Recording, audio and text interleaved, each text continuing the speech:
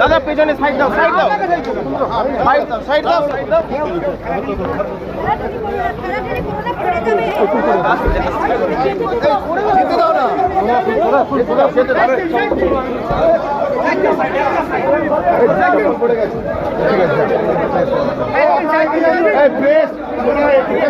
Side দাও, একটা side দিন, একটা সাইড দিন, একটা সাইড দিন।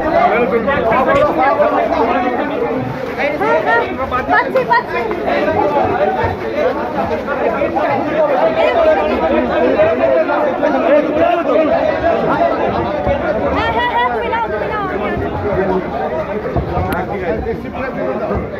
এই সবাই আটকে না, আটকে দেখে না। আরে গেটটা খুলতে হবে, গেট ছাড়ুন, গেট ফাঁকা করুন একদম। এই দিকটা ফাঁকা করো, এই দিকটা ফাঁকা করো ভাই, এই দিকটা ফাঁকা করো।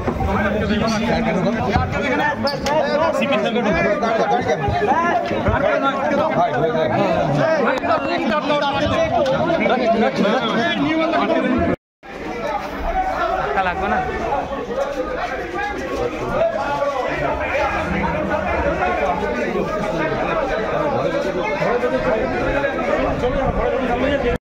আগাবেন না, হ্যাঁ আগাবেন না।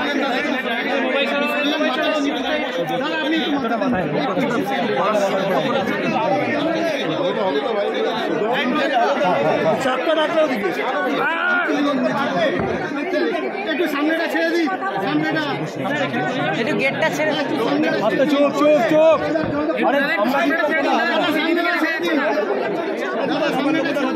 একটু ব্যাকে নাও না, তোমারটা একটু ভাবে আসবে।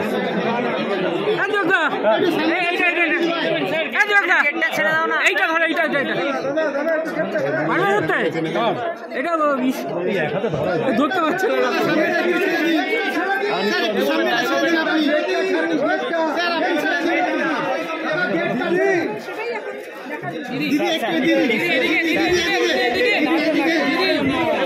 ঠেলো না, ঠেলো না,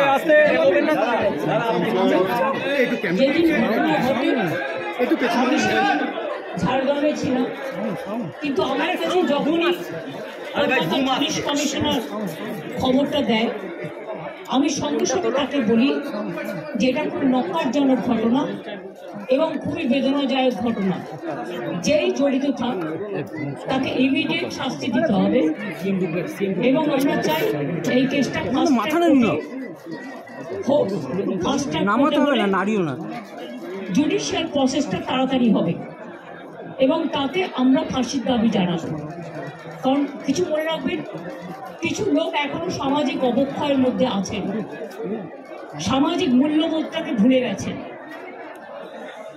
মেয়েদের গায়ে হাত দেয় যে কত বড় অপরাধ এবং তার সাথে যে অত্যাচার করেছে বা তাকে যেভাবে খুন করেছে, আমি আশ্চর্য হয়ে যাচ্ছি। ওখানে নার্সরা ছিলেন, ওখানে ওদের সিকিউরিটি ছিলেন,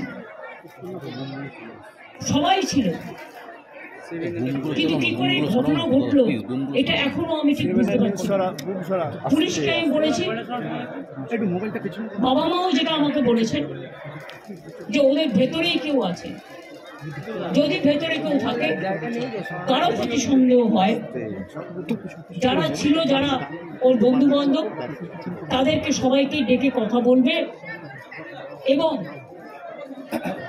যিনি ফোন করেছিলেন প্রথম বাড়িতে তাকেও ডেকে কথা বলবে। আজকে প্রিন্সিপাল নিজে রেজিগনেশন করে দিয়েছিলেন, বলছিলেন যে আমার বাড়িতেও তো বাচ্চারা আছে, যেভাবে আমাকে গালিগালাজ করা হচ্ছে, তা আমরা তাকে বুঝিয়ে বলেছি ঠিক আছে আপনাকে ওখানে কাজ করতে হবে না, আমরা ওনাকে সরিয়েছি অন্য জায়গায়।